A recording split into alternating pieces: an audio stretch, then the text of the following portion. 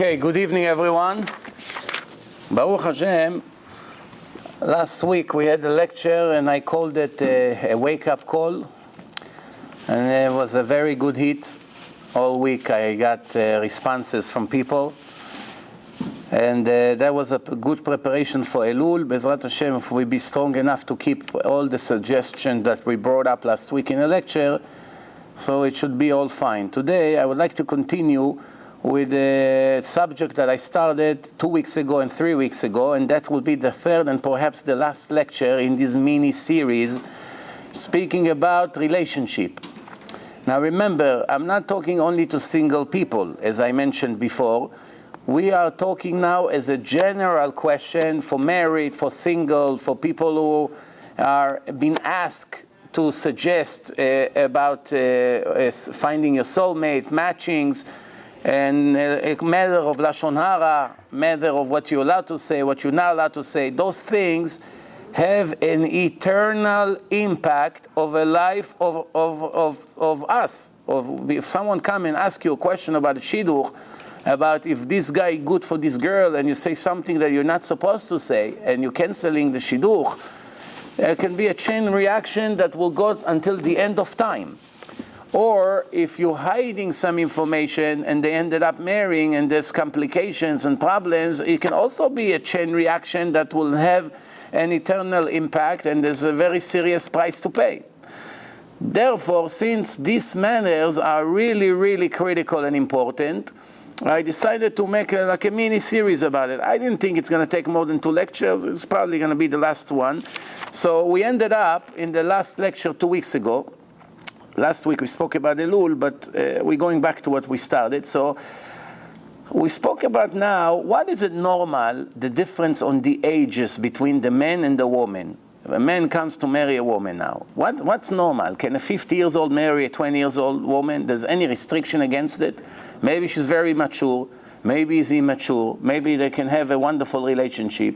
Who are we to prevent it? That's the question. Or can it be the other way around? Can a 50 years old woman marry a 30 years old guy?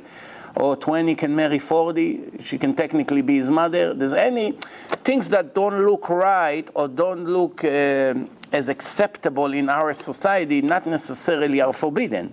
So we have to clarify. So the halacha is, לא יתחתן אדם מבוגר עם בחורה שהיא יותר צעירה ממנו בהרבה שנים. The general rule that there shouldn't be a big difference between the man and the woman. What does it mean, big difference?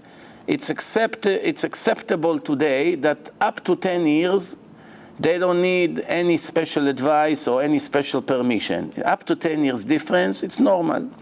More than that, it's very recommended to consult with a rabbi. But there's some differences on the age, like for instance 50 and 20. You don't even need to ask a rabbi. Every rabbi will tell you, just forget about it. It's a bad dream. You know, some things you don't need to. But if it's 30, it's 40 and 25. It could be accepted in some ways, and there were some good shidduchim like this. So the way to ask a rabbi is not to come to the rabbi and tell him your name and your mother's name and her name and her mother's name, and now he plays with all kinds of numeric values and things, and he say, oh, good shidduch or bad shidduch. If you do that, you're nothing but a fool. And there's thousands of fools out there, and I unfortunately meet them every week. And some of them even listen to this horrible advice that they get, and they cancel good shidduchim because of someone told them the names do not match. So maybe it's time to put an end to it, a final end to it. And please don't call me to ask me about names. This is the final answer. The answer is the biggest rabbi in the world perhaps today, Rabbi Ovadia Yosef, he said clearly that if you let people give you names and things like that, then you are basically in jeopardy of losing your real shidduch. And those people who use these tricks with names and numbers, if you follow their advice, Abraham and Sarah and Yaakov and Rachel could not get married. Their names do not match. So if you want to go by the numbers, then you see that Hashem didn't disagree with that. Plus, I want to add the words of the discipler, the father of Rav Chaim Kanievsky, which one of the biggest rabbi in the previous generation, and according to many, many opinions, had for sure a Ruach HaKodesh, holy vision on him, some kind of a prophecy. And he said, in his time, which we're talking 30 or 40 or maybe 50 years ago, I'm not sure at one point of his life he said it, but we're talking at least 30 years ago. He said that no one knows how to do it anymore, like the big Kabbalists used to know how to do it. Therefore, in his time, he already gave advice to his student not to mess with this, not to waste time. So, don't ever go and decide who to marry based on the names. You have to check if she's righteous, she's modest. You have to check the family. But the most important thing, sometimes the family is not so great. Parents divorce, the father is not such a great person, maybe he was in jail, maybe whatever, all kinds of things that may look that the shidduch is not so good. So the answer is that you should mainly focus on the guy or on the girl. Just because their parents got divorced doesn't mean they're bad. And also what we said in 2 weeks ago's lecture, that the Gemara said that if you marry a girl, check her brothers first. The brothers are Bnei Torah, they learn Torah, they connected to Hashem in a nice way, they educated, then perhaps there's a high chance that she's a good girl. If the brothers are archi-parchi, all day on the street, they belong to some gang and they're ignorant, why do you want to marry her? That was correct in the old days. Today it doesn't apply so much, and let me explain why. Because in the old days, girls did not go to yeshiva. Girls did not go to school. So two or three generations ago, almost every Jewish girl in the world, in Europe, in Arab countries, were staying at home, learning how to do laundry and taking care of the chickens and the sheep and the cows, and that's what they used to do. So most of the women, I remember from the time of my grandmother, none of her or her friends, which were all religious people in Israel when they came back from the Middle East, none of them knew how to read and to write. None of them. They were all very righteous women and modest. But they didn't know how to write, didn't know how to read. Not in Arabic, not in Hebrew. So obviously it was acceptable. The girls did all the housewife thinkings. That's it. They didn't go to yeshiva, Bet Yaakov, this yeshiva, Bas Mikra, all these things that we have today. Today, girls are independent. They're educated. They learn. They know a lot of things. They know Shulchan Aruch. They learn a lot of things. So she can be very good, righteous, modest, educated, and her brothers can be very bad. So just because she has bad brothers doesn't mean. In the old days, the only thing the girl knew about Torah and mitzvot and hashkafa and the way of life is from her brothers, what they learn in the house. If the brothers were educated, she heard a lot of Torah. They do the homework, they learn at home. So she learned from them how to behave. She had a good example. If her brothers were gangsters, that's what you expect from her to be.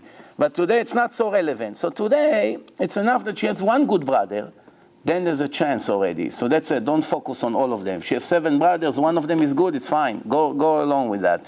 So this is basically just a refreshment of what we spoke in the previous 2 lectures. Now, so it's not acceptable that the gap between the husband and wife is too big. And needless to say, if the wife is older, she can be older 2-3 years, fine. Sometimes even positive, but if it's a difference of 10, 20 years, the girl is older than the guy, that's already not acceptable. Then we have a rule in the Torah that a person should do everything he can to marry a girl that she's a daughter of a Talmid Chacham. Talmid Chacham, it's not so simple to explain what it is, because there's ways to explain it, especially today. In the old days, a real Talmid Chacham was, any question you ask him about Torah, Halacha, the law, right away he answer, he tell you the source, he knows everything. Your Midrash, the Gemara, Bavli, Yerushalmi, Shulchan Aruch, Rambam. How many like this we have in the world? 10, 20, 15, that's it today. In the old days, there's hundreds like this.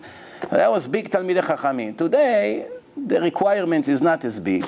Someone knows a lot of Torah, he knows most of the main subjects of the Torah, he knows a lot of Midrashim, he understands Gemara to learn on his own, he understands Rashi, Tosfot, he can learn in a high level, and he knows all the main halachot. That can be already someone that is considered Talmid Chacham, who give him respect. Otherwise, you're going to have 10 people that you have to give them respect in the entire world. But we are compared to the generation, Iftach bedoro keshmuel bedoro. We're not going to be in the level of the time of David HaMelech. We're not in the level of the time of the Rambam. We're not even in the level of 40 years ago. Everything goes down. So what does it mean a daughter of a Talmid Chacham? Someone who is avrech in a kollel. 5, 10, 20 years is learning Torah. It doesn't have to be Gdol Hador. But he's connected to Torah. Very good. It's very good for you. Why? You marry her. Then you have children. God forbid if something happened to you one day, whether you die or God forbid you go to jail, and also good people go to jail. Not only criminals go to jail. Because if someone told you to buy a stock, buy this company, and you went and bought a lot, and then they caught you, then you're a criminal. You go to jail for 6 years, even though you're a 100% righteous person. And many rapists and murderers walking free, and some of them sitting in Congress, and you wanted to make a living a little bit, so you went and bought a stock, you're already a criminal. You know, they call it white-collar crime or whatever, you understand? So, or your friend made a crime and you knew about it and you didn't report him to the authorities, which the Torah does not allow it, then they knew you knew about the crime, so they catch you and put you 3 years in prison. You understand? So there are people who sit in jail that according to the Torah are innocent, and there are people who are very, very guilty, and according to the law of the United States, they are 100% innocent. But according to the Torah, some of them even deserve execution. So we don't, to compare the laws of the Torah to the secular laws, it's not exactly going together. So if you ever go to jail, who's going to raise your children? If you ever die, if you ever become sick, chas v'shalom in coma, who's going to raise your children? If the father of your wife, your future wife, is someone who knows a lot of Torah, he becomes their father. He raised them. If he's a person who only knows how to play backgammon and cards in a market, sitting all day in the streets, playing, gambling, drinking beer, drinking vodka, and he's going to raise your children, I don't have to tell you what's going to be the end of these children, you understand? So that's why it's very wise. Okay, now besides that, who is going to raise your children in case of a tragedy? Besides that point, which is not so likely to happen, there's other issues. You have to sit in his table on Leila Seder, in Passover night. The kids look at their grandfather as a role model. If all he talks about is business and movies and sports and this, what do you think? It's going to affect your children. Tomorrow he comes to your house, you have to give him respect. The children see, look at our grandfather, he doesn't know 2 words of Torah, nothing, doesn't know halakha, doesn't know how to wash his hand, he doesn't make bracha, sometimes he's with kippah, sometimes without kippah, it's issues.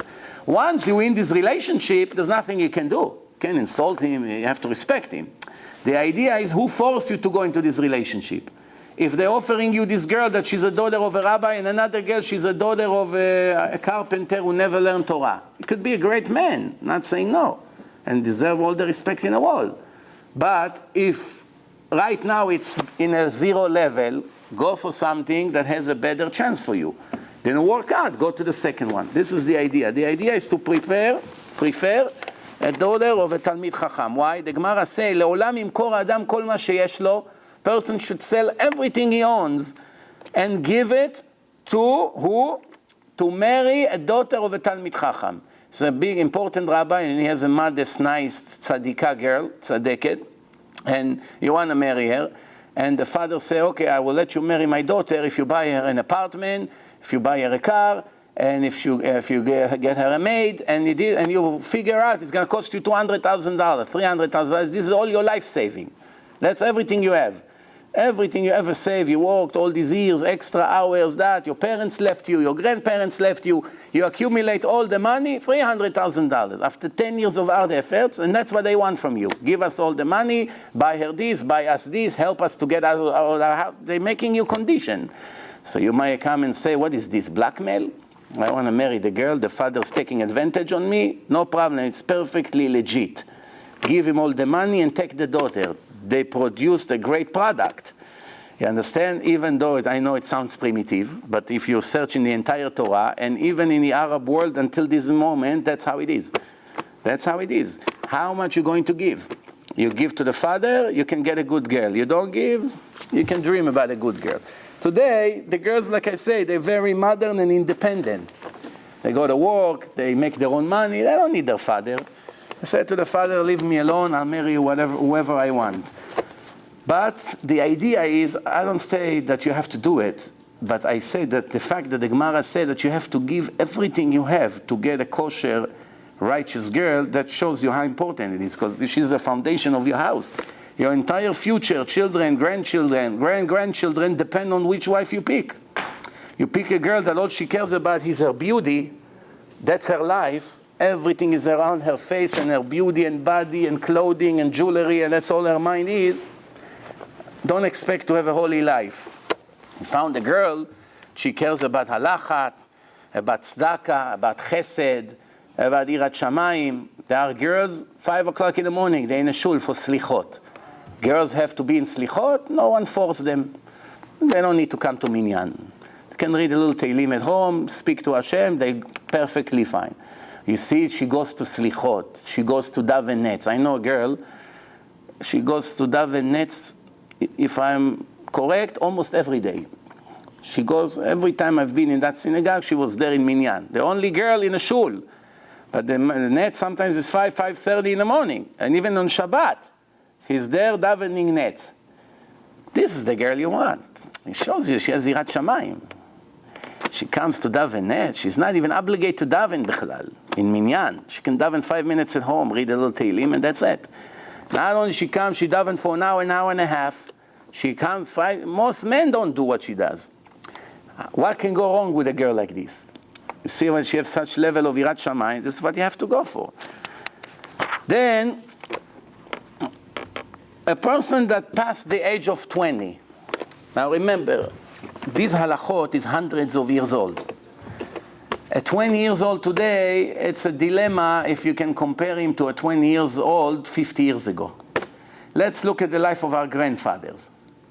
When my grandfather was 20, he was already married, with children, was already working, he had his donkey, he used to go to the market. The grandma, which was 14, already had children. Everyone was mature. It wasn't like today. 14 years old, play Game Boys all day.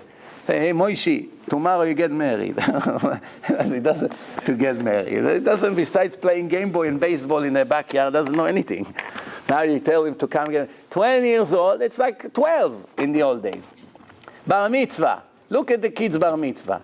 When you see how much they have to do according to the Torah, you're wondering, how Hashem expect this little kid that's still crying for candy? Mamash, literally crying for candy. How Hashem expect him to be an adult and to have a matter of life and death? Chilul Shabbos, these issues, Yivum, Chalitza, Chas v'Shalom, his brother died, and he has a wife with no children. This little bar mitzvah that's crying for candy and ice cream is going to have to make the wife pregnant and have a boy. It sounds like the biggest joke. So that's why most of the rabbis in the world today, they're reasonable. They understand that 20 is not the 20 it used to be, and bar mitzvah is not what it used to be. So it could be even older than that. But if you see a 20 years old that is mature, and he's capable of getting married, then you have to push him full force to get married. If he comes and say, oh, you know what? What's the rush to get married? I'll be another 3-4 years. I learn. I want to learn more. And then I get married. So now you have to check. If he's a boy that has strong desire for women, Yetzer Hara, he looks around, he's excited, you got to get him married right away to save him from the sins. But if he's a real holy kid that all he really cares is learning and he's not looking around, not getting excited and doesn't have thoughts about women, then you can be more lenient with him and give him an extra year or two to learn extra, because once you get married, you don't have the freedom to learn as before. Okay, so this is very important. Now, if a person is older than 20 and he cannot find a girl that agreed to cover her hair, she's religious, she keeps Shabbos, she eats kosher, she makes brachot, she daven, she does a lot of things, but she only would agree to put a wig. She said, I'm sorry, I don't want to cover my hair like my grandmother. It's primitive. I want to have a $5,000 wig. That's what I want, like most girls today want. So now it's critical. Depends if this boy is a Sfaradi or Ashkenazi. Ashkenazim, they have more what to count on. Even though almost all the famous names in Ashkenaz, they're all against the wigs that you see today on the street. Bottom line, let's make a long story short. You don't find one real rabbi in the Ashkenaz world that will allow the fancy wild wigs that all these ladies walk on the street of Borough Park and Williamsburg and Monsey and everywhere else. You don't find anyone. There are Ashkenazi rabbis who allowed wigs that are very short and modest. Not human hair, not custom made, not blonde, curls, all kinds of colors attract attention. Something very solid, short, and most of them recommend even to put a hat on top. No. In the Sephardic world, used to be Chacham Ben Zion Abba Shaul, as a very, very big authority, and he allowed to put wig, very short and modest wig, with a hat on it. However, Rav Ovadia Yosef, which now today is the top authority, he completely against it and speak very, very strongly against it. And, it's to a point now with all his influence, he affected very much the Sephardic world. And today in Israel, it's very hard to find women that marry to a Sephardi Avrechim that learns in Bnei Torah that cover their hair with wig. Now, who am I to say allowed, not allowed? There are rabbis who allow it, the rabbis who not allow it, but everyone agree, even the ones who allow it. You ask him, what do you want your daughter to be? You want her to cover her hair fully, that no man will ever see, and she won't attract attention? Or you prefer she go with a wig? Everyone would agree that she'll be fully modest according to all opinions, and not something that is open to an argument. However, sometimes you have to use your head. And there's a new Baal Tshuva or Baalat Tshuva. She's only 2-3 years old in religion. If you come to her full force, the little that she does, you lose also. That's also something to consider. You come to her, say, wig, not allowed, this not allowed, that not allowed, this, that. After a week or two, she breaks, and she say, you know what, this religion is too hard for me, and in the end, you lose her. However, if you have patience, after 4, 5, 6 years, she dump it on her own. It's actually something that happened a few years ago, when they found out that most of the wigs are made from hair from women from India. In India, most of them idols worshippers. They have all these temples with their idols. And people are very, very poor. If you go in India, you see thousands of people living on a sidewalk. They have no house. They're sleeping on a sidewalk. There's thousands of people on the sides begging for a piece of bread or a coin. It's horrible, the condition of the poor people over there. You have very, very wealthy diamond dealer that make billions, and his income is like 100,000 other Indians. Put 100,000 Indians, and you put this one right here, he makes more than 100,000 of them combined. This is like the differences between the very rich to the very poor. So, since they want to sacrifice to their phony god and they have nothing to offer, the only thing they do is they sacrifice their hair. So what happened? They wait until they have long hair, then they shave it, and they come to the temple and they put it in front of their gods, the idols. And now all these monks who work in these temples, what do? They have piles of hair. They don't know what to do with that. So they sell it to Italy. And in Italy, they're very good with custom-made wigs. So they take the hair of the Avodah Zarah, because, if you know the rule, everything that was sacrificed to an idol is forbidden for a Jew to use, even for a Goy. But for a Jew, it's a horrible sin. It's Tikrovet Avodah Zarah, it's called. So nobody knew. You buy a wig here in Borough Park, and it says made in Italy. Did you ever dream that it ended up coming from a temple in India? So a few years ago, somebody investigate what's the source of the hair. And they found that most of the hair, not everything, but most of the hair comes from where? From idol worshipping temples in India. And therefore, right away they came to Rav Eliashiv, Alav Shalom. Rav Eliashiv made a psak immediately that no one is allowed to wear these wigs anymore. So all of a sudden, all the thousands of Ashkenazi women who used to wear wigs all the time, they couldn't wear it. Rav Eliashiv, it's not, So right away, all of a sudden, everyone in Bnei Brak, for 1 or 2 weeks, everyone was wearing full cover. So there was a story in school. There was a little girl, and she saw that her teacher in Bet Yaakov came into the class, and she never saw her teacher with a real cover. She always saw her with a wig. First time in her life, she saw her teacher without the wig. So she asked the teacher, what happened? You came today with a cover? So she told her, didn't hear what Rav Eliashiv said yesterday? He said that all these wigs have to be dumped. Cannot use it anymore. It's avodah zarah, it's idol. So what happened? The girl right away took off her wig. Nobody knew she has a wig. She was diagnosed with cancer. She was receiving chemo. She's in a class, nobody knew. No one in the class knew. She took off her wig and stayed bald for the rest of the day. A righteous girl. Why? Because she also has a wig and probably came from India.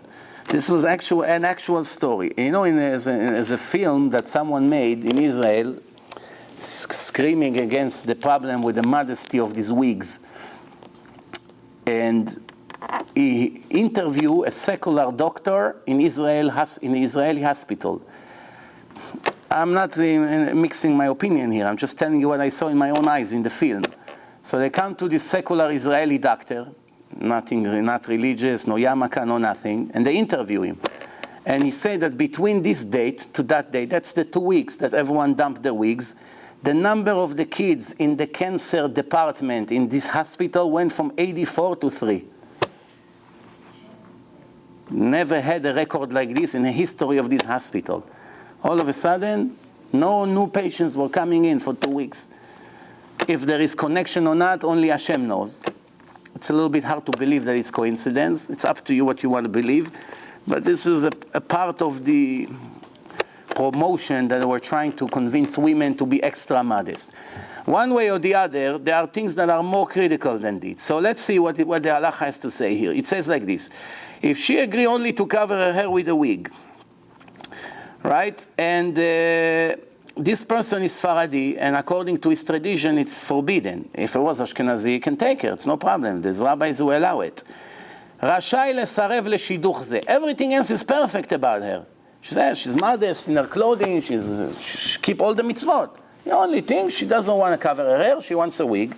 And he refused to take the shidduch. He won't get punished for it. That's the idea. Why sometimes you refuse your shidduch for no reason, for foolish reason. The father is not giving me a house. Why you don't marry her? The father promised me 3 bedrooms, and in the end he wants to give me 2 bedrooms. That's a reason to lose your shidduch. You marry the father's money or you marry the girl. So there's a lot of unbelievable reasons today why people canceling shidduchim. Sometimes when you cancel a shidduch, when Hashem wanted this shidduch to happen, you're going to pay a very heavy price, whether you're the guy, whether you're the girl.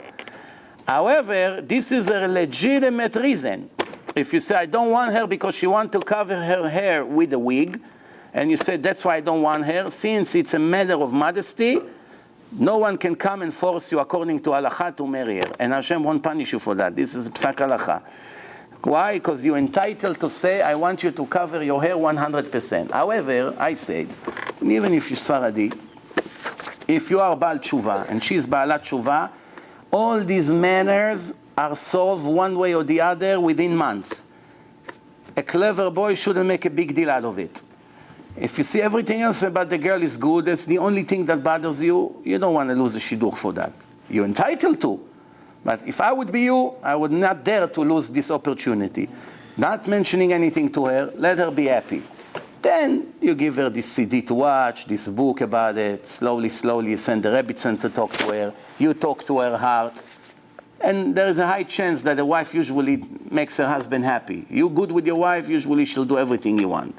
So if she sees it bothers you, if your wife rebel against you, check yourself first. Usually most wives, you know the story I told you that. Did you remember that story I told you 2 weeks ago? No. It has a big hit now in the internet about the guy who wanted to get rid of his wife. You remember that or no? Huh? Say it. Yeah? Oh, you didn't hear it? Wow, you gotta hear it. Even if you heard it, it's still good. So there's a guy who had a horrible marriage with his wife. The problem is he signed on the ketubah and he doesn't want to give her money. He's very, very stingy man. So he's thinking, how do I get rid of her? To kill her, he's afraid. He's not a murderer.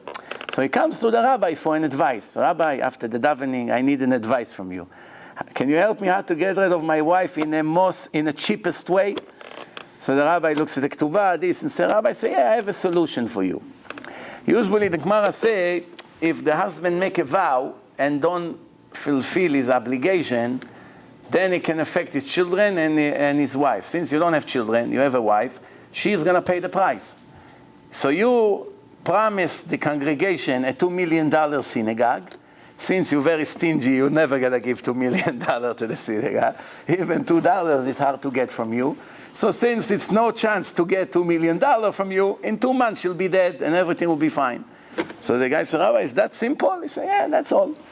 So, okay, Rabbi, I'm going to donate $2 million to build a synagogue.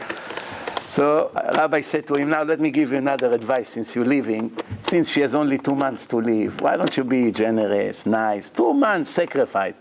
You don't want her to die bitter. She comes up there to Shamayim, she get angry at you, she's makpid on you. You don't want problems. Make her live with a good taste in her mouth.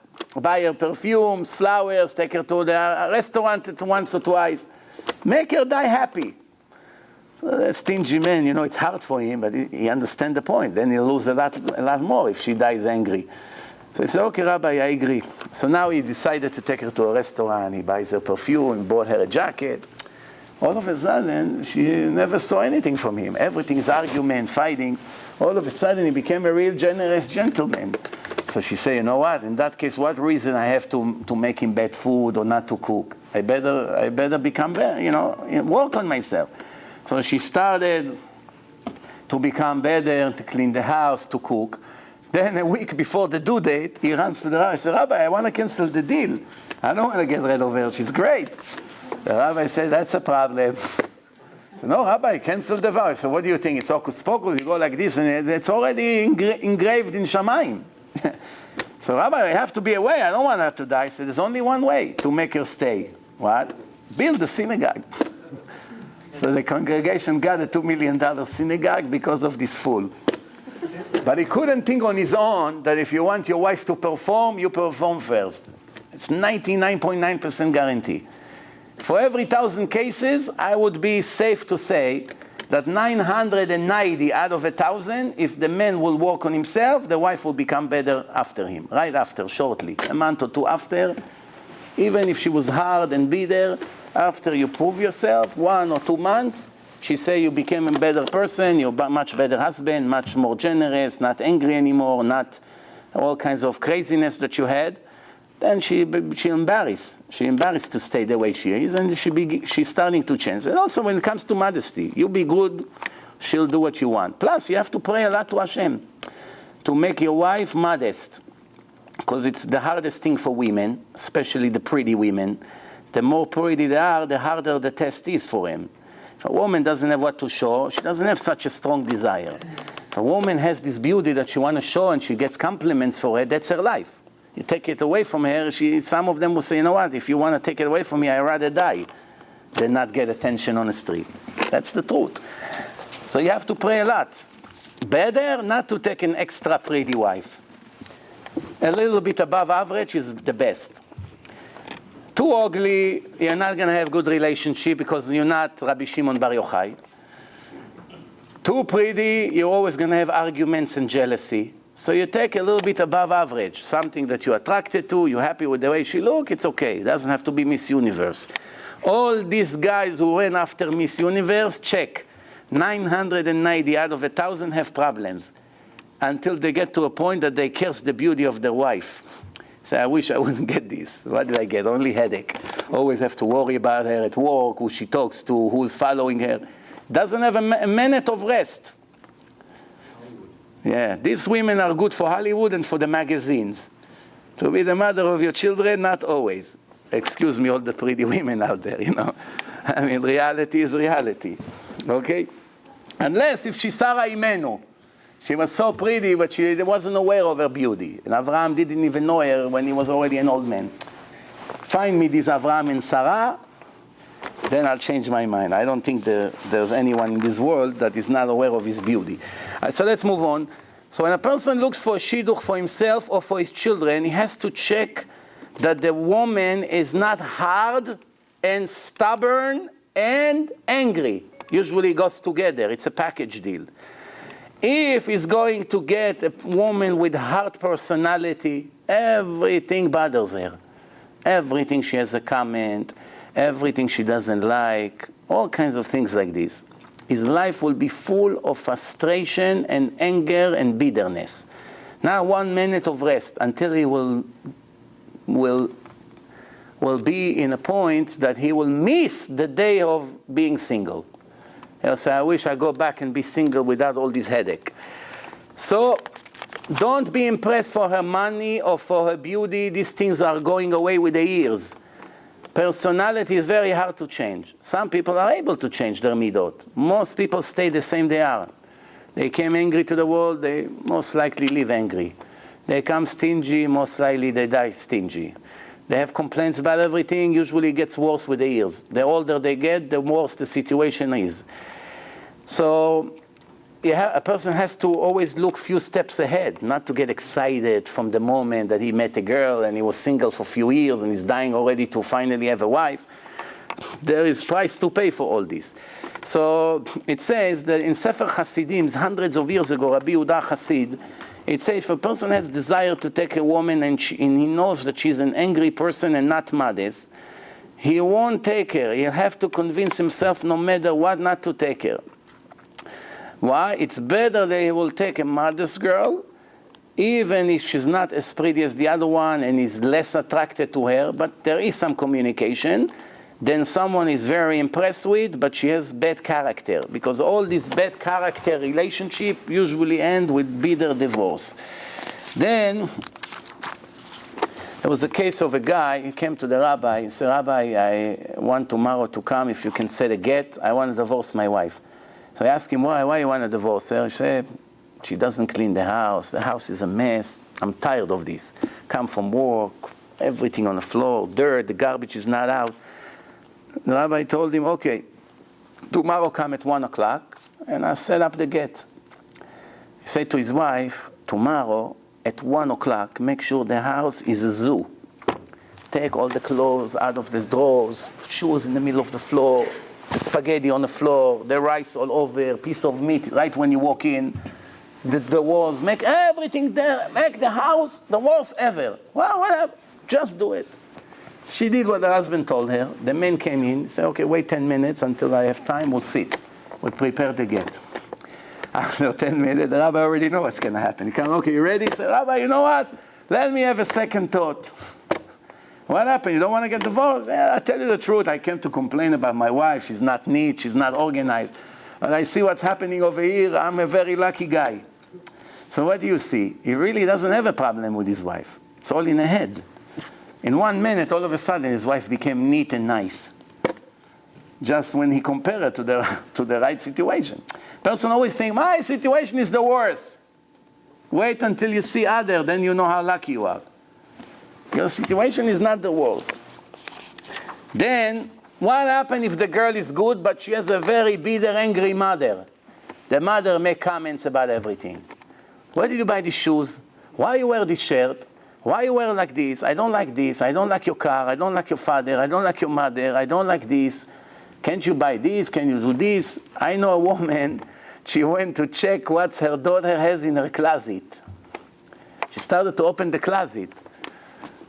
Why? Maybe she suspected the husband is not giving her enough money, so maybe the closets are not full. No, how can you be happily married with a girl that her mother lives 5 blocks away and she come to check if you have enough tuna in your closet? It's very difficult. So it says like this. Usually, when you know that you don't want to lose this girl because the girl is good, but the parents, or one of them or both of them are not good, so their right advice is to get married and right away to move very far away. They live in America, move to Israel. They live in Israel, move to China. If you have a shul there, I don't know. Move to a place that they won't bother you. So that particular case that I just told you about, that the parents, they're coming to check, the mother coming to check. So I said to the guy, you know what? Just pray that they move out. And Hashem will help. And they met after a week, they moved to a different state. For 3 years, there was no problem.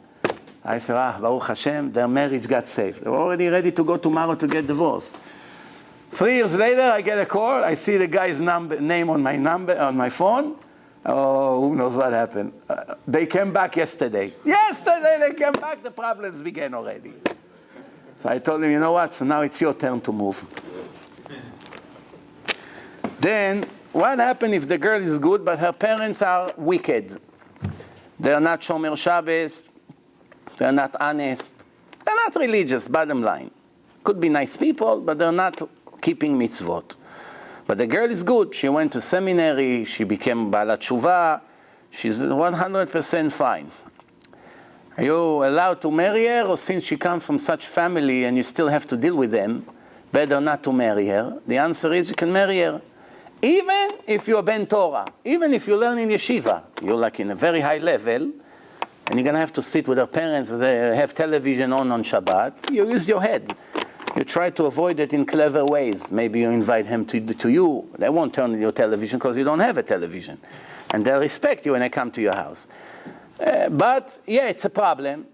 We're not saying it's not a problem. It's a problem, and this problem sometimes creates a lot of conflicts. But if the girl is really good, you don't lose a girl because her parents are like this. Even though I'm saying already from my experience, it creates problems. So what's the solution? What I said before, you move far. Move to Texas, I don't know, to LA. Move far away that you won't pay for them to come. They come once a year. Once a year you deal with them and it's over. Then, if the girl is religious from birth, all her life she was religious, from the day she was born, and they offering her a guy that is a Baal Tshuva. He used to be Chiloni, he used to be secular, and now for a few years he became religious, he went to yeshiva, he became really Shomer Mitzvot. And his parents are still secular. Could be apikorsim, could be atheist. It's a very common problem today. The girl is from birth, and this is a Baal Tshuva, but a serious Baal Tshuva. There's no problem whatsoever from her marrying him. She shouldn't be influenced by the nonsense that people say, it's a Baal Tshuva, be careful. Don't listen. You check each individual case. Some Baal Tshuva are great, some are horrible. You have to check. You come to his Rosh Yeshiva, how serious he is, how many years he learns, does he have ups and downs every week, or he's stable, he's always on the way up. He's serious, or he's attracted to negative things. You check around, you see that he's very serious for a few years, we're not prophets, we don't know. Even the most righteous person that was religious all his life can collapse spiritually. The Gemara brings a story about Yochanan Kohen Gadol. 8 years is the holiest person in the world, and the age 80, after 8 years he was a Kohen Gadol, he became secular.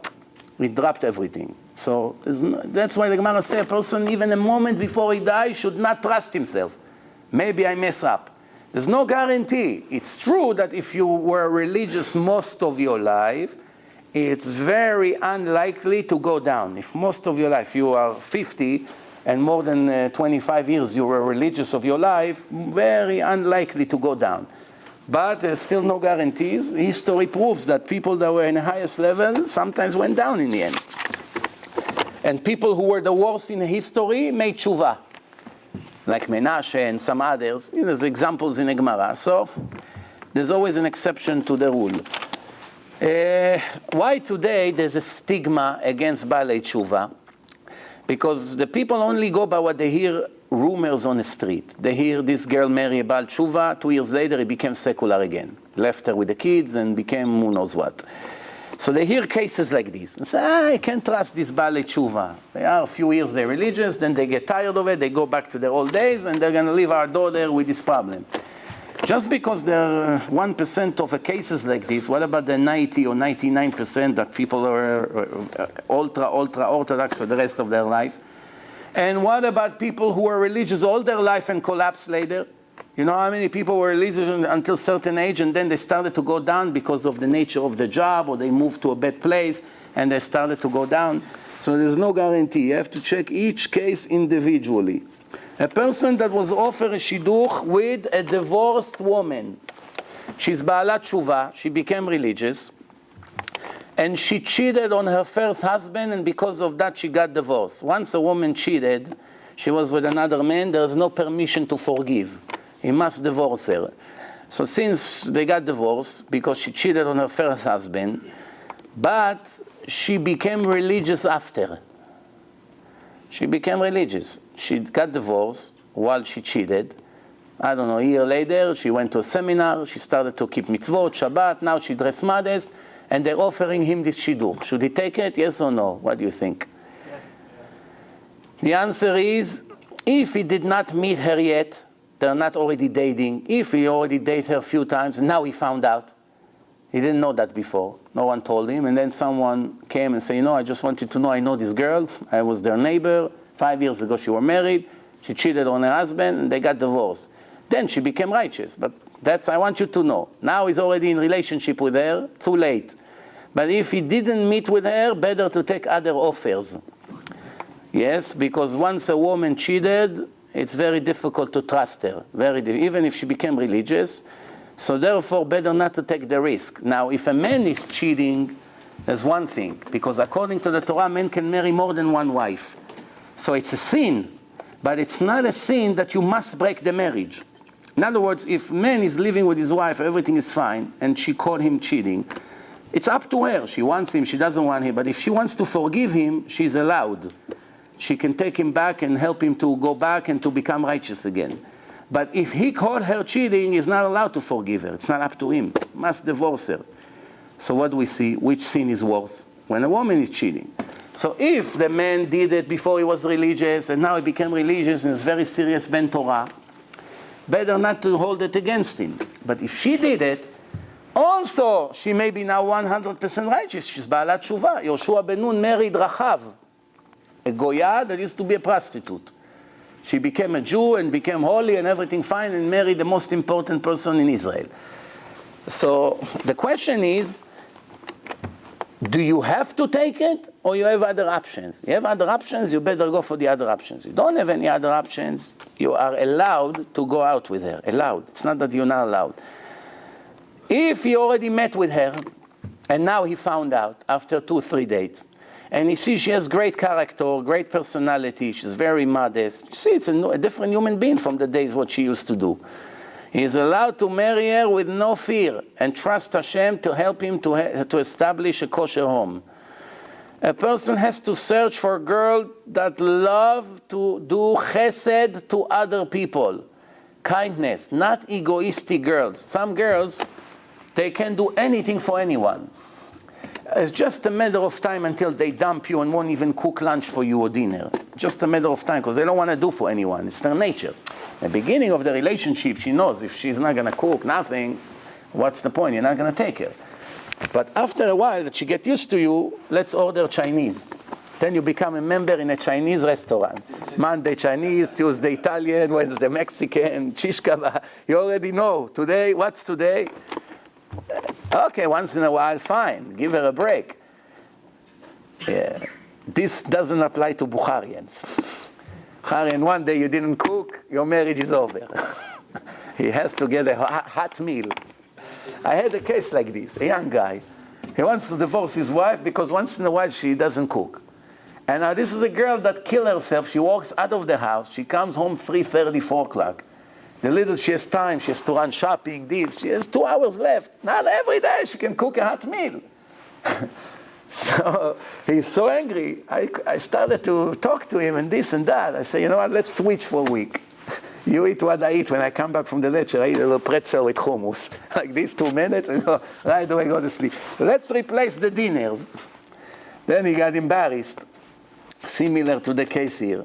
Well, you're going to wake up your wife at 1 o'clock at night, you come back home, hey, I want hot meal. What with the ears, you take what you have and that's it. Don't be too spoiled and have high expectation. So, don't think that this is not Torah. Hashem check you how you behave in your house, how you behave to your wife, how demanding you are, how many complaints you have. Because a person that is judged with chesed with the others, none of the chesed he does for stranger will count if he doesn't do for his wife as well. If he's nice to the whole world, help everyone, is nasty to his wife and doesn't help anything, all the chesed he does for others is not mitzvah. It's mitzvah abba be'avera, and not mitzvah. If you go now to help some stranger, he's stuck with his car, and it comes on the expense of your wife, and she didn't agree, and you do it, it's not a mitzvah, it's a sin. If your wife is extra generous, like Sarah Imenu, go, no problem, go help him, go help her. I'm happy with your mitzvah. If you have a wife in this level, no problem. If you see she's upset, you leave her alone every 2 or 3 days, you nod, you disappear, you go help there, you volunteer there, and she's not happy, that's not a mitzvah. You only can do it when your wife is happy. She expects to have a husband. She has the right for it. You sign on a ketubah to be a husband, not a volunteer in this organization. You come home at 3 o'clock at night. So you can only do it if your wife is happy with that. If you see it doesn't affect her bed in any way, then you're allowed. If it's affecting her bed, sometimes she's embarrassed to say, you have to be clever. You know when your wife is happy or not. And if she's not happy, that means Hashem is not happy with you. And usually the first reaction of Hashem is to take away from your parnasah. Think again, if you want to do chesed for someone, when it's going to cost you $1,000 in a paycheck in the end of the month. Now you're thinking twice. Oh, I want to be generous to this guy. It's going to cost me $1,000. Wait a minute, it's too much. That's how it works. So you have to find a girl that loves to do chesed. If that's her nature, already before she got married, she volunteered, she was in Bet Yaakov, she picked up from the table, she cooked, she always offers help. She helps the neighbor, she helps the poor, she helps this, she helps her aunt, she helps her grandmother. She likes to help, she drives, she picks up the kids from the school. You can see that she's what we call a booster. She loves to help. That's very good. You're going to have a great marriage with her. If you see a girl that only wants people to do for her, her parents raise her like what we say prima donna, a princess. She doesn't do anything. She only wants to get. Expect life of hell. First 6 months, the love and the desire will cover. Once it's expired and you go with reality, then all the negative is floating. And by the way, it's applied to both sides. I'm now talking about a guy and a girl. Just like Eliezer, when he was searching for shidduch for Yitzchak, what's the first thing he was checking? If Rivka will offer him and his camel's water. What's the big deal? No. Ba'alat chesed, that's a good sign. So kindness is a very important trait in the life of a human being. What happens if a girl is offered 2 shidduchim, 2 guys? One is Ben Torah, is learning in yeshiva, but he's mediocre, not the greatest student, average, but comes from a great kosher family of righteous people and that. And the other one is a sharp, great learner, very good. It's a diamond in this yeshiva.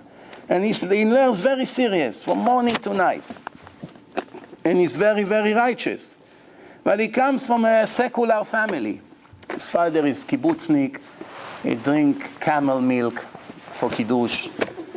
Kiddush in the morning, he eat pork. For dessert, he put few shrimps. You know, he milk the cows in the kibbutz on Shabbat. Then he go to Shanghai, he buys some worms from the basket. He eats them live in China, $3.99 a pound. That's the kind of father he has. Television, of course, it's on all the time, even on Yom Kippur. But he's a great Baal Tshuva. But that's his family. That's where he came from. What's better? To take an average learner. They both keeping Torah mitzvot. A great, shining, genius learner that learns very serious from family like that, or an average learner from a kosher family. What's better? That's a good one, huh? It happens all the time, these things, these questions. What do you think? Kosher family. Average. The answer is better to take the guy that comes from a kosher family, but is not a giant learner, than to take this great learner that has this package deal comes with him. The father from the kibbutz comes with his mustache. Oh, l'chaim, what? Yain nesech. Pesach, he eats bread. And usually, some people are secular, but they respect. Some people, the opposite. They try to make it clear to you. I am not like you. So they do everything they can to torture you. Holiday, he's going to pull up his bread. This is going to come. He's going to always ask questions that bothers you. He's always going to make comments to get you upset. Why? Because he believes in his way. I'm a goy, and that's the way I want to be.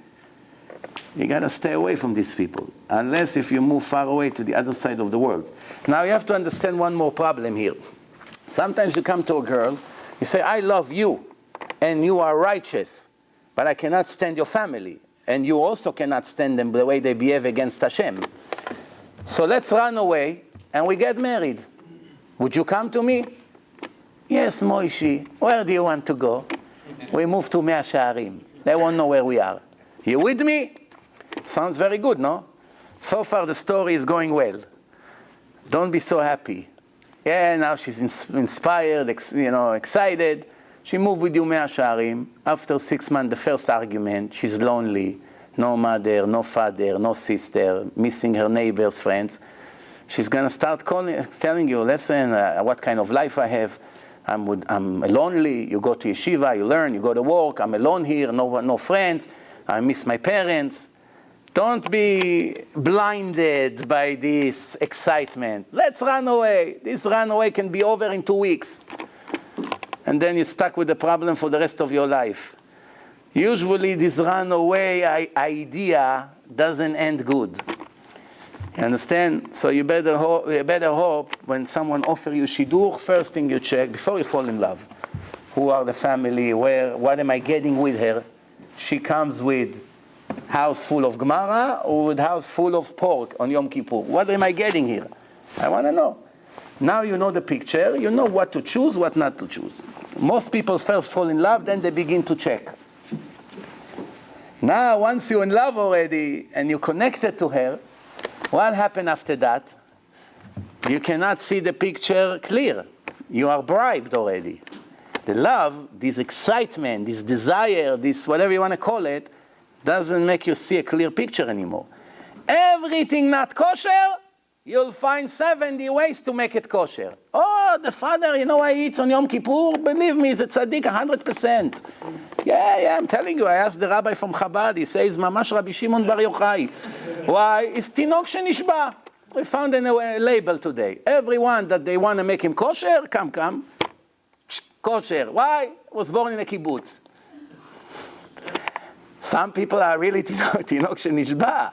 But today everyone is Tinok Shenishba. He grew up in yeshiva, this Yemenite guy, until age 18 he knows the Gemara by heart. Then he meets a Goya in a kibbutz, he dumped the yarmulke, take off his peot, 5 years in America, selling shrimps in Chinatown. Rabbi, what's going to be with this Itzik? Oh, it's Tinok Shenishba, it's a tzaddik. Bring him to Minyan. Let him be the Chazan. Tinok Shenishba. Everywhere you go, you hear this. Tinok Shenishba, if you don't understand the Hebrew, means a baby that was captured when he was a baby by the Goyim. And they raised him as a Goy, therefore he had no way to know he's a Jew. I expect him to be Shomer Mitzvot, keeping the commandments. He doesn't even know he's a Jew, so he's innocent. All his crimes are innocent crimes. That's a person that is not a criminal. He's a sinner, but all his entire life is not intentional.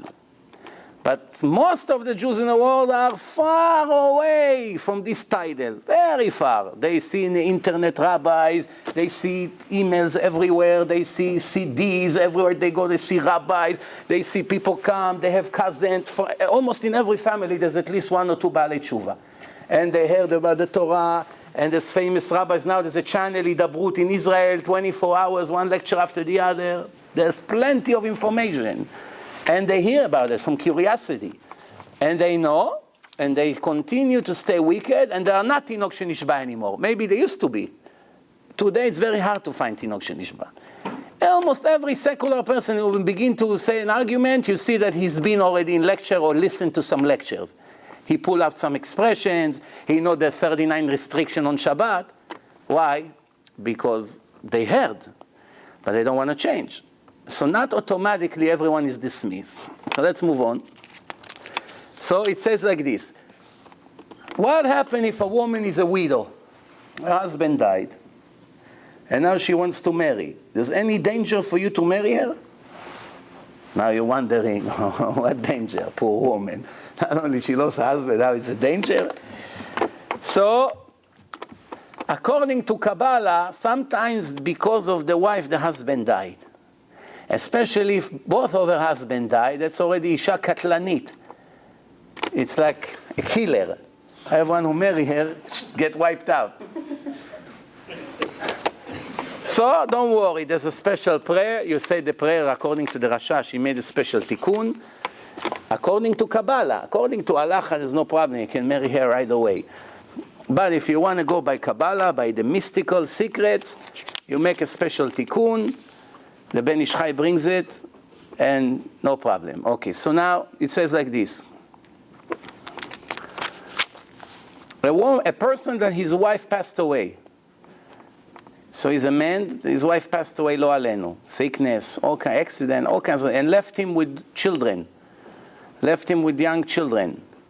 Now they're offering him to marry her single sister. She has a younger sister, and she already the aunt of these kids. She already feel comfortable with them. She wants to raise them. Is he permitted to do it or no? Yes. You cannot marry two sisters while they're both alive. You marry to Rachel, now you divorce her and marry Leah, you're not allowed. Yaakov did it, that was before Matan Torah, no question. Today you cannot do it. But what happened if Chas v'Shalom Leah died and now you want to marry Rachel? No problem, you can do it. Actually, it's even better to marry her than any other woman. Because the connection to the kids is there already. You may get a great woman, she may be even a very good wife to you, but she doesn't communicate with the kids. Either she doesn't love them or they don't like her. And it's very difficult. Then you have to choose between your wife and your children. It's not an easy thing to do. So if you like the sister and you can fall in love with her and everything else is fine, of course she has priority than taking a stranger that these kids already like her. But if she's one of the aunts that not only the kids don't like her, they can't stand her, you know what to do, right? So we're not talking about a case like this. Now, how do you behave when you date a girl? That's already a big problem in our communities today. Today, you find Baalei Tshuva. The guy is religious 1 year, 5 years. Oh, they're offering him Shidduch. 5 years, you come to lectures. This is your rabbi, this is your rabbi. You've been to hundreds of lectures. You're learning, you have your iPhone, you're listening to lectures on the way to work, on the way back, in the car. You go to the night, you're learning for 2 hours. Then they're offering him a Shidduch. He meet the girl, and they're dating for 1 year.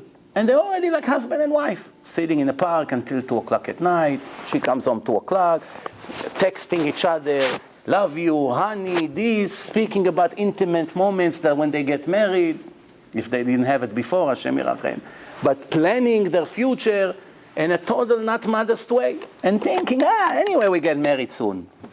As soon as she finished college, we'll be able to do it. Rabbi, we shomer negia. Okay, shomer negia is one thing you don't touch. But shomer, the mouth is not less than the hands. That's a very serious problem. Most of these couples who stretch the dating, they fell in the most horrible sins of the Torah. Then they get married, and they think, I'm a tzaddik. I dated her for a year and I didn't touch her. She's a tzaddikah. She was strong. She didn't let me touch her for 1 year. Yeah, you didn't touch her, but you did all the sins around it. So who are you fooling? So what's the solution? Get married right away or break up until you can get married. Sometimes the people have a serious reason why they can't get married. Either she's too young, they have to wait 6 months. 17 and a half, she's not even 18. This thing, sometimes you cannot do it. Sometimes she has another semester or 2 to finish college. She cannot be married while she has finals, all kinds of reasons. Or sometimes he's in the middle of exams, or he's a stage, he's becoming a doctor. There's things, or he has to go away, all kinds of things like that. Sometimes there's a serious reason that you can't get married. So what's the solution? To stay boyfriend and girlfriend for another 12 months? No. You have to say, okay, we like each other, fine. I like you, you like me. We know we want to get married. Let's cut it off. When we get ready, we'll get again. Can't be a year together and not make sins. And if you make sins before the wedding, you might as well get married. You have to understand, it's a no-win situation. If you say, well, I don't want to break it up with her, maybe she meets somebody else in college and she dump you. Okay, that's a sign that she wasn't your shidduch. What do you worry about? But you say, okay, but I don't want to lose her, so I want to keep her near me. Oh, you want to keep her near you, no problem. But then the sins come with it. The sins come with it. So if the sins come with it, when you finally get married, you would be better off not to get married with all the sins you did before. Because only problems it would bring you later on. So what's the solution? Marry now. So what? She's a student. Get married now. At least you touch each other, it's not a sin. Then you say, oh, but if I get married, she become pregnant, then she has to leave in the middle of semester and go give birth. So what's the solution? Going back to square one. What's the solution? Break it up. Then a guy will steal her. It's not your shidduch. Vechozer chalila. You understand? It's a circle. No matter what you're going to say, there's an answer. So what's better? Don't go on dates until you get ready to get married. If you're now 20 and you're still in the middle of learning and you know right now I cannot get married, don't go on dates. What's the point? You cannot get married in the next 2 years, so why are you dating? To bring yourself into a conflict? Don't date.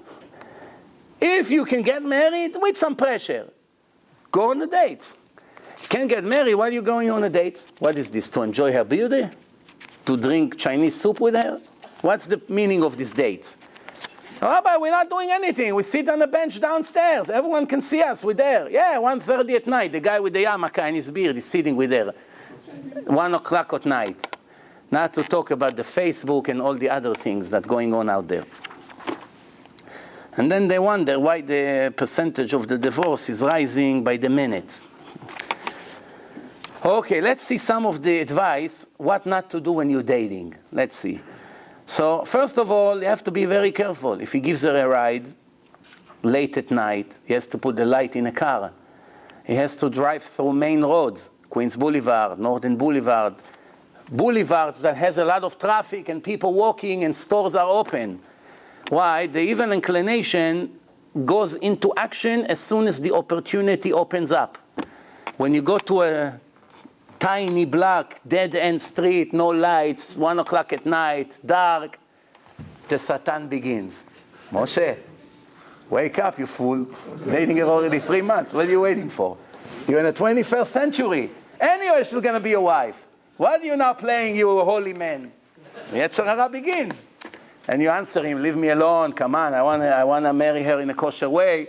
And then she smiled to you like this and say, you know what, accidentally the hand touch. And then, you know, one thing leads to another. So there's rules. You drive in a place with lots of noise, the Satan won't come to you, he's afraid. You know the animals, they only come when it's completely quiet, like the skunks. In the middle of the night, I come home, 2 o'clock, I get to my driveway, all of a sudden by the deck he surprised me. Don't see him, he's half black, half white. Sometimes he comes from the black side. Yesterday we had a bear in our neighborhood. A black bear in the middle of Monsey. It's not the first time. The kids run around, they think it's a game. 10 steps from the bear, the kids come, bring a camera. Kids don't understand what a bear can do. You call the police, they're not so excited to come catch him. You know? That's what's happening. So it says like this. Better that you don't have to drive her if there's a way. You can meet in a place. She comes and you go and you finish it in a normal time. That can go in a transportation. Or maybe her parents drive her, or brother, sister, neighbor, friend. Someone else drive her and you get there on your own. If both of you have cars, each one comes in a separate car. If there's no other way, you're allowed to pick her up. But why are you putting yourself in tests? So if you pick her up, you leave the light on, you drive in major avenues, etc. Then, what else?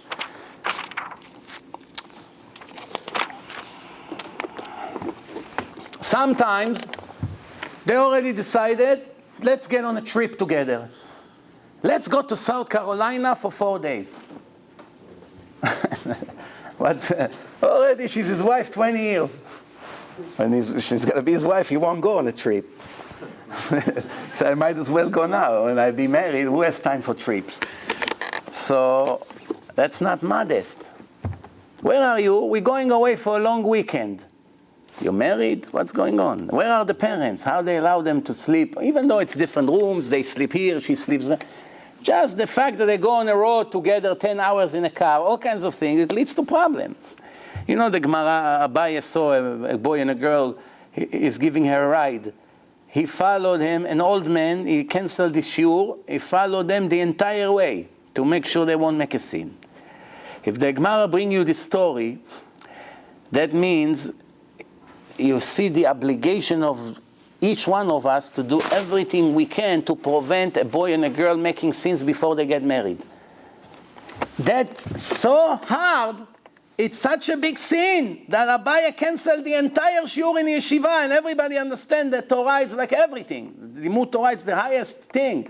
And if you have a whole yeshiva that you teach, multiplied by 30, or 40, or 100, I don't know how many students he has in his yeshiva. He canceled the entire shidur to follow this boy and girl, maybe they make a sin. And in the end, when they say goodbye and each one went to his way, and they did not make a sin, he fell on the floor and started to cry. And then somebody found him, Rabbi, chief rabbi of the world is crying in the mud. What happened, Rabbi? Why are you on the floor? Who died? No one died. You see this guy? Yeah. You see this girl? Yeah. I followed them for hours, all the way from Yerushalayim. No. So what happened? They didn't touch each other. They didn't make a sin. So you should be happy. Why are you crying? So you don't understand, the rabbi told him. If I was there with this girl, I would make a sin. That's why I'm crying. So you might say, well, where is the logic here? This boy wasn't 1% of this Rabbi Abaye. Abaye was Mechayeh Metim, one of the holiest rabbi in history. Not in in history. One of the top ones ever lived. And he's an older man, and he's going to make a sin with this young lady? How can it be? And this ordinary person didn't make? The answer here, the holier you are, the more desires you have. The more yetzer hara. That's what the Gemara says. Kol hagadol michavero yitzro gadol imenu. The more you grow, the more the yetzer hara fight against you to break you down. He has more incentive to bring down someone like you than 10 other ordinary Jews. They are not making such impression in the world, each one of them. Well, how much they donate to the world, how much they contribute to the Jewish nation. They send $18 a month donation. He rather bring the billionaire down. He gives $1 billion a year donation. If I bring him down, it's like 5,000 ordinary ones. The damage, I better focus on him, like in a war. Who do you want to kill? The chief of the army or an ordinary soldier who joined the army yesterday, still hold the rifle upside down? Who do you want to bring down? You bring the chief of the army down, it's a great impact on the entire army. He may finish the war right there. Obviously, in holiness is al achat kama v'chama. It's needless to say. So we have 10 more minutes. Let's just try to conclude this. So now parents are inviting their engaged son-in-law, future son-in-law, is already engaged to their daughter, and they want them to sleep in the same house. So they said, okay, to be safe, we'll put him with our son to sleep in the same room. The son will be attached to him, so he'll watch that there's no evil inclination in the middle of the night. To say that it's not permitted, you can't. You can't say it's no clear law against it. But it's very not recommended. It's much more modest, you put him to sleep by the neighbor. 2 different houses. Can be nearby, but it's more modest and more respectable to do it that way. Then, also, sometimes there's a habit in some communities that on the first day, they already bring her $500 flowers. Comes to the house, knock on the door, shalom, I came to take your daughter on a date. Oh, he gives her flowers or wine or whatever. She's not your wife. Well, you start giving her gifts. Maybe 5 minutes into the date, she says, I have a headache. Can you take me home? Don't rush. You want to bring flowers to the parents after 2-3 dates. When you present yourself, fine. It's a way of manners. Right away wants to give her gifts. Plus, if you're not usually a gentleman that runs and opens the door for your wife in the future, don't put the show in the middle of the day. Just let her in a car that she know not to expect that after the wedding you come, darling, come, here, open her the car. What all this show? Just behave who you are. If you start with that, you might as well stay like that. Then, don't right away start asking personal questions. What do you like? What's your taste? What you don't like? Wait a minute, patience. First, talk about general, where you went to school, family, siblings, mother, grandmother, that, where you lived, you moved, general things. And then later on, when things warming up, when you see that she does like you, she wants to go on a second date, then you begin to ask personal questions. After all, you need to know it before you get married. Not right away. 5 minutes in the dating, so tell me, did you have any boyfriends before me? How long you religious? Would you agree to cover your hair, or you're one of these that wants wigs? 5 minutes is with her already. He's talking to her that they're getting married tomorrow. And sometimes they're not ready. No one prepared them for dating. That's another problem. He doesn't know how to date in a kosher way. He used to be a secular guy in a club. Every Christine who passed by, Now all of a sudden he comes, sits with a religious girl. Doesn't know what to say, so he doesn't know. It doesn't mean bad. Yeah, he learns Gemara for 2-3 years. He doesn't know how to behave with a girl. So his rabbi, before he sends him on shidduch, has to prepare him what to do and not to do. Then,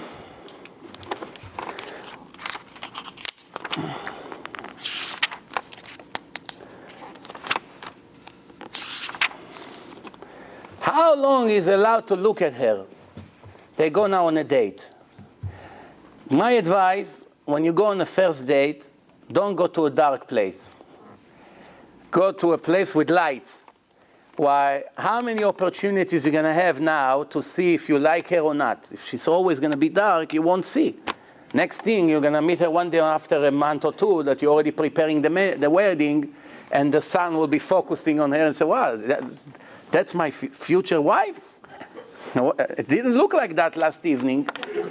So on the first try, on the first place, to make it clear that you see if you like her or not, and she has to see if she likes you or not.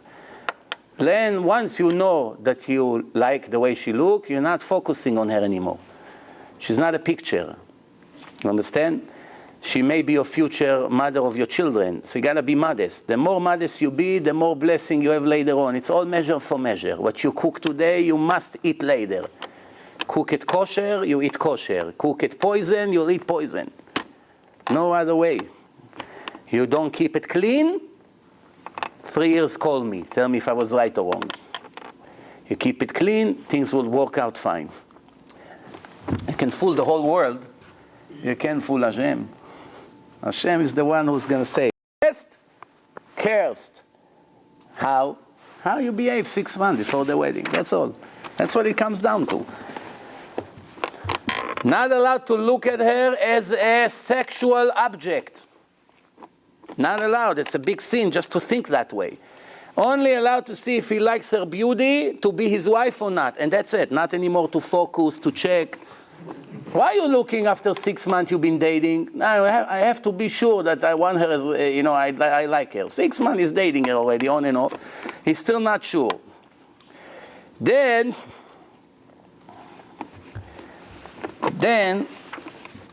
some people have this habit, I think, since they got engaged already. They made l'chaim, families came, they made a beautiful Bukharian party, $500,000 engagement. That's before the wedding. And before the 7 times Sheva brachot, 200,000 each. The main expense didn't come yet. So in an engagement, there's only 3 floors of food. In a wedding, it's 7 floors. But in an engagement, it's only 3 floors. Instead of 5 bands, 1.5 bands. Imported from Russia, imported from Uzbekistan. This guy came from there, especially the Baruch Hashem. No, now I invested $500,000. She's my wife already, no? So they think, from now on, we can talk like husband and wife. Can shake her hand, can put his hand on her. Already now, in 1 month we're getting married. It's official. We printed invitations. Not only are not allowed all these things that I mentioned, even to stare at her is not allowed. Not to talk about touching her hands or anything like that. She's still 100% forbidden to him, just like an ordinary girl on the street. Things can go the other way around. How many engagements are broken? Many. Eventually she'll marry another man in 2 months from now. There's no permission yet. Once you sanctify her, you put the ring on her, she's permitted to you. But up to that moment, not allowed. Even on the way to the chuppah, you're not allowed to touch her.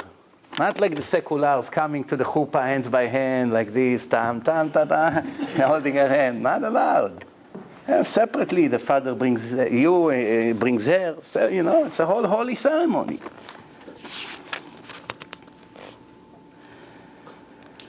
What about the father of the boy? Is he allowed to look at his future daughter-in-law to check if she's good for his son, or is none of his business? Talking religious people here. The boy needs to check if she's his taste or not. Does the father have permission to look at her? No. Physical? Or physical? I'll tell you a story, and then I'll ask this question again. There used to be a holy, very holy rabbi, and a huge, giant Talmid Chacham, Rabbi Akiva Iger, one of the greatest. And his daughter got married to the Khatam Sofer, another legendary, huge, big holy rabbi in Hungary. So the holiest rabbi in the world married his daughter to the second holiest rabbi, something like that. So now, after a few years, she passed away. We were married, I don't know, 10, 20 years, I don't know exactly how many years, but she passed away. In the meantime, the Khatam Sofer married another woman.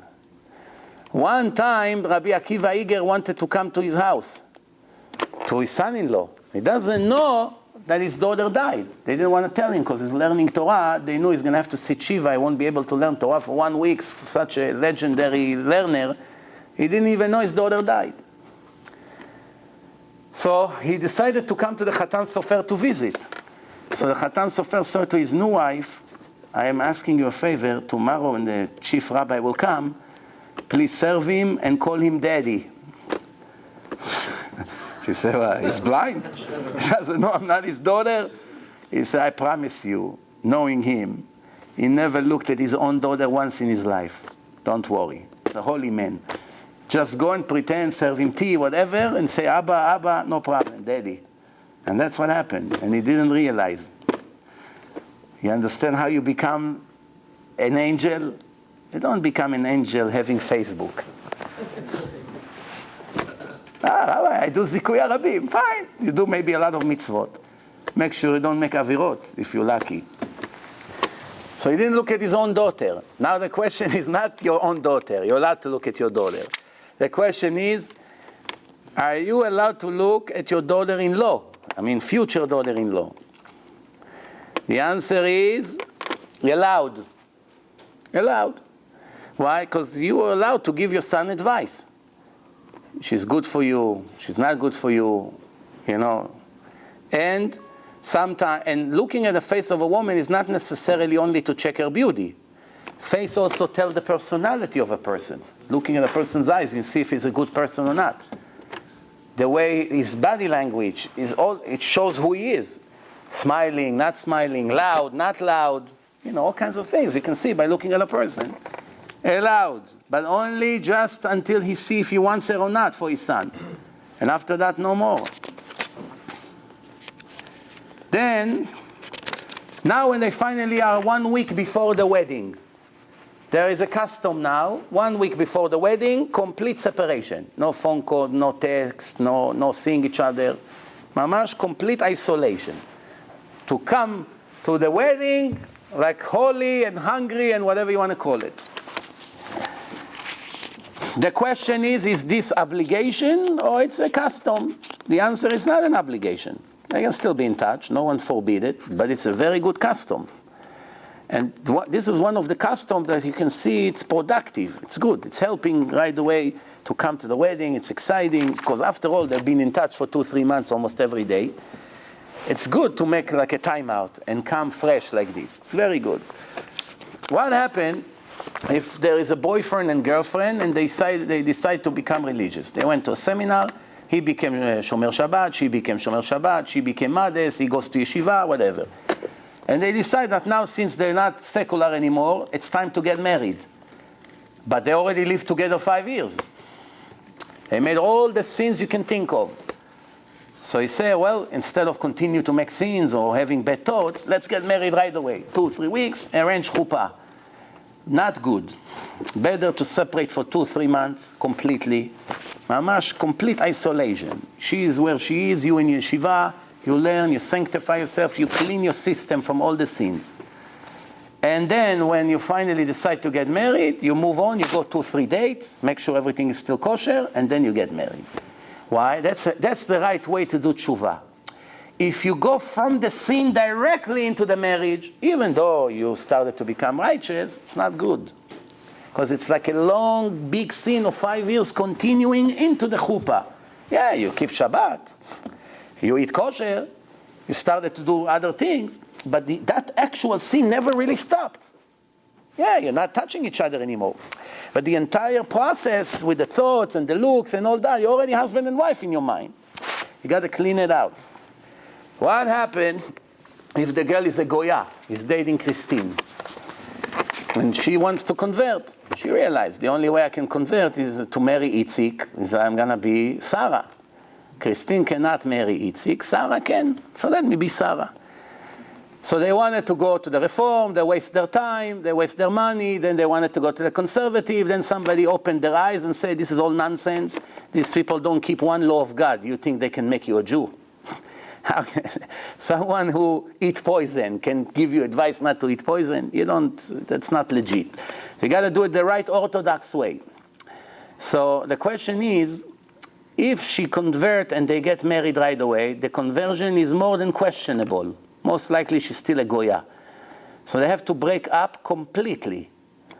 Even though she is now already keeping Shabbat. She's wearing skirt, she's praying, she's learning Hebrew. Man, she's very serious. She's going to keep 100%. There's almost no doubt about it. It's always a little doubt, but it's already, we see where it's going to.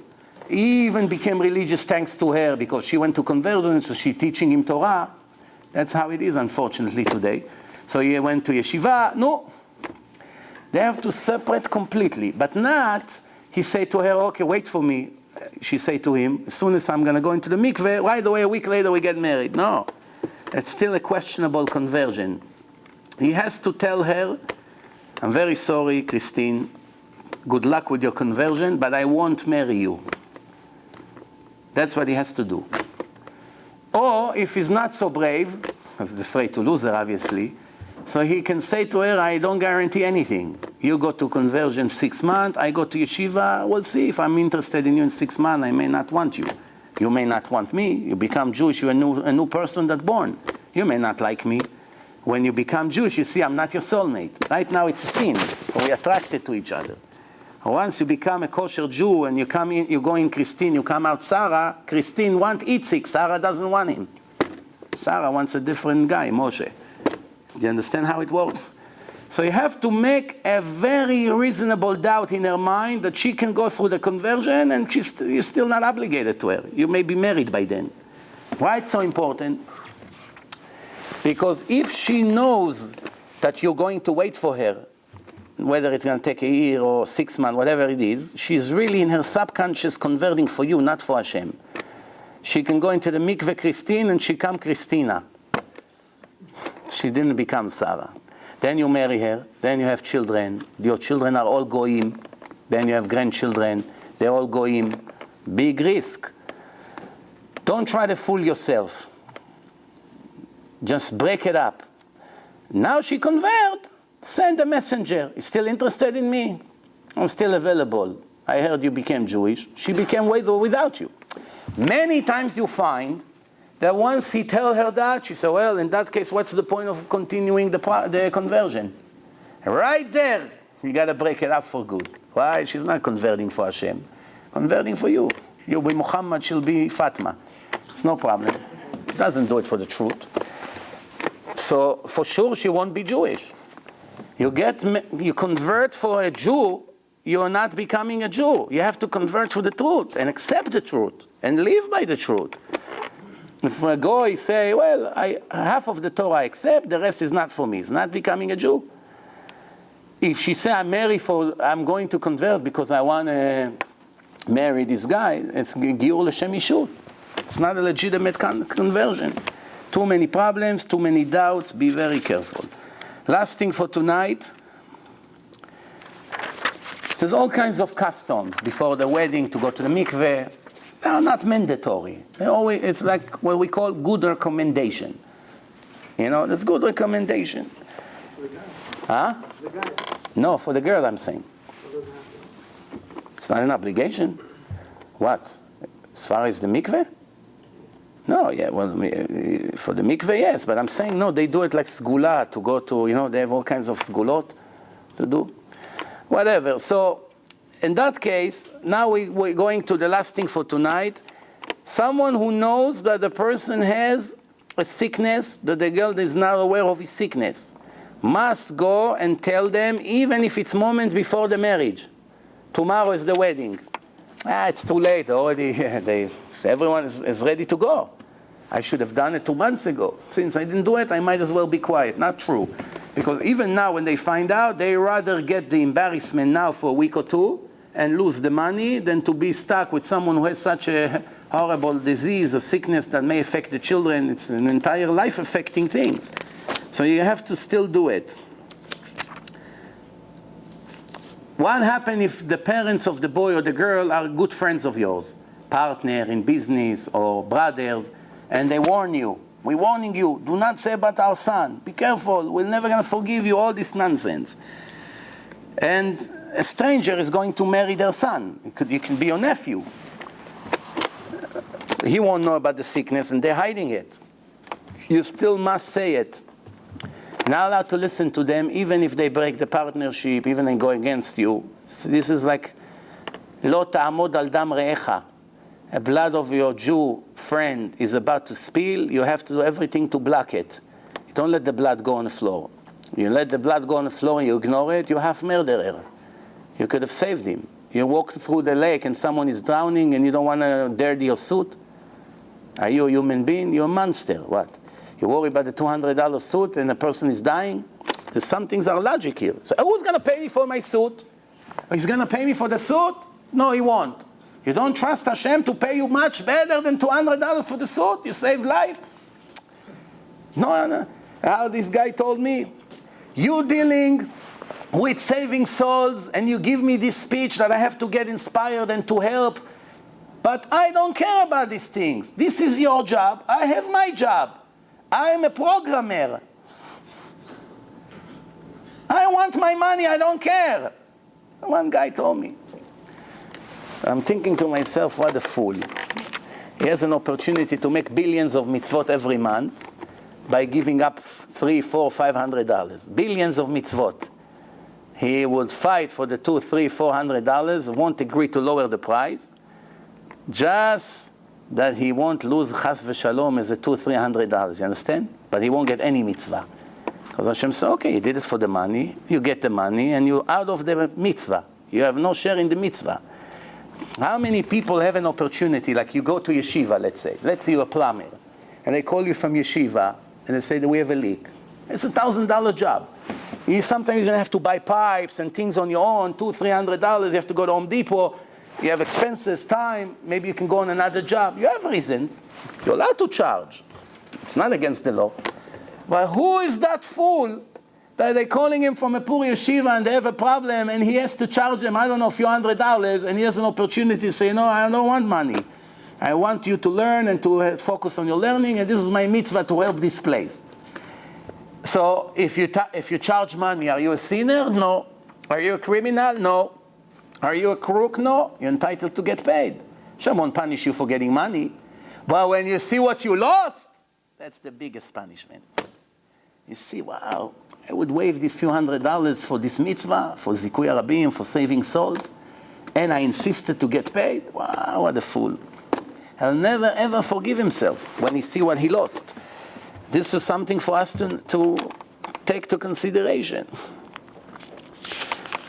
We spoke about mental sicknesses, people who try to commit suicide, people who donate a kidney, they have to say. We spoke about it in the first lecture. I'm skipping all these things.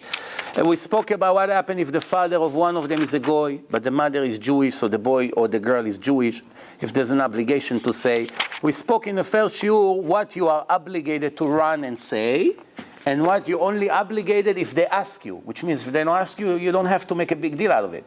But sometimes even if they don't ask you, you have an obligation to run and tell. I don't want to repeat it. If you didn't hear the first lecture in this series, it's called Matchmaking, I think, Shiduchim, number 1.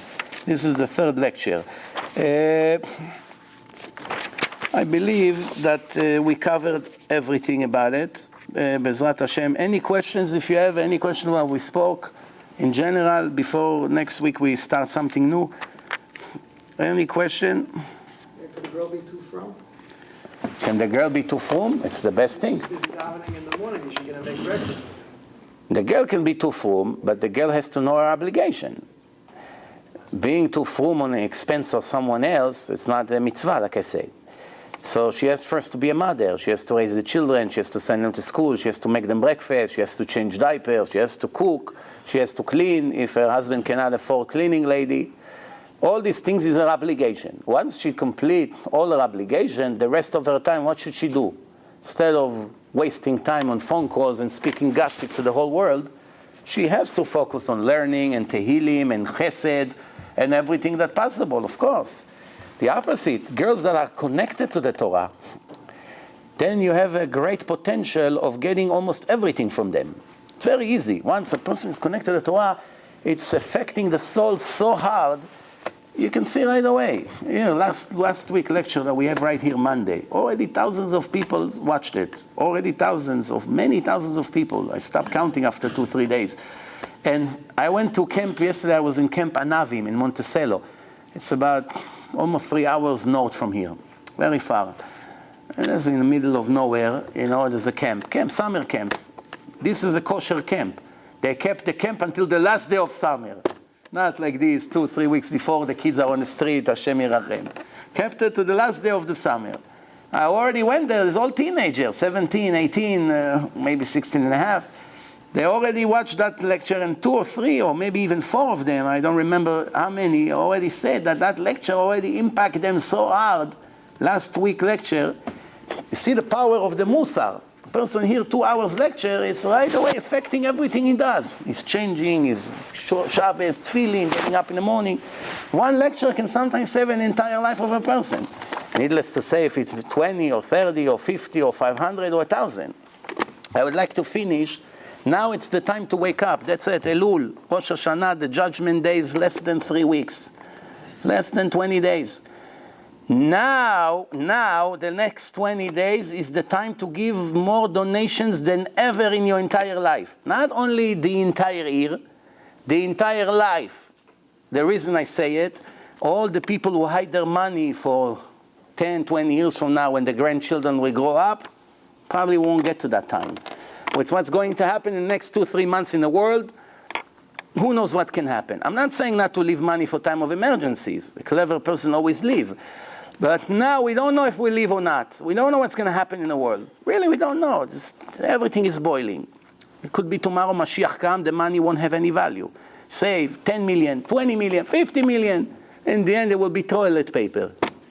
Believe me, all these people who kept these millions, when they hear the siren of the Mashiach, they'll sit on the floor and cry. Not only they won't be happy that Mashiach came, they'll pull their hair off. The wife said, well, Moshe, why Mashiach came? Finally, after 2,000 years, $100 million, 30 years I keep dollar by dollar. Now it doesn't have value anymore. Everyone become rich, that's it. No more walking, traffic, nothing. So the poor people, the misery is over. The rich people will go crazy. But if they gave it before the siren to tzedakah, they'll be the happiest. Who's going to be happier? A guy that when Mashiach arrived in the Haliv mountain in Yerushalayim, and they announced on CNN, ladies and gentlemen, breaking news from Jerusalem. The mountain split open, there's a siren all over Jerusalem, and it's coming all the way to the United States. There are rumors about the Jewish Messiah which finally came. Who's going to be the more upset? Now there's 2 rich people. One just gave $1 million check to a kosher yeshiva yesterday, or to making CDs to save people, which is the biggest mitzvah, saving souls. And one was planning to give, but next week. Who is going to be the most miserable? The one who was planning to give and didn't give yet. Now he can't give anymore. It's too late. Don't need your money anymore. No more Baalei Tshuva. Those who are righteous will get saved. Those who are wicked will vanish. No more repentance. No more conversions. None of this. That's it. The test is over. they ring the bell. You missed the train or you made it. No more chances to start. Oh, Rabbi, we want to convert. Why? We heard there was a siren an hour ago in Yerushalayim. Too late. And מקבלים גרים בימות Mashiach. So the ones who gave it before they ring the bell, they are the happiest. And the one who didn't, they are the most miserable. I say, wow, now when we did, our level will be much higher. Now it's too late. We can't give anymore. No more tzedakah, no more widows, orphans, miserable, sicknesses, hospitals. It's all over. So that's it. The money won't have a value. Read in the Rambam. Ma'adanim metzuim ke'afar. Pleasure and wealth will be around like sand on the floor. Some explain, you know why? 2/3 of the world will be vanished. It's about 4.5 billion people. What's going to happen with all their money? Will stay for their third. That's all. All the Arab sheikhs that make parties and pretend they're religious with their, they go Saudi Arabia and then they make all these wild parties and, all these things. They have billions of dollars. Where all this money going to be? It's going to be in a Swiss bank, this, and Mashiach takes all the money. It's going to be all over the street. People would walk on money and nobody would bend down to pick up. I have plenty. I don't know what to do with that. That's what it's going to be. Nobody has to go to work anymore. No more traffic, no more tolls, no more aggravation. Your boss is standing by the door checking if you're 5 minutes late, doesn't want to release you on Friday for Shabbos. This misery will be over. The question is, we're going to be on a train or we'll be off the train? We'll see. Thank you very much. We'll see you next week.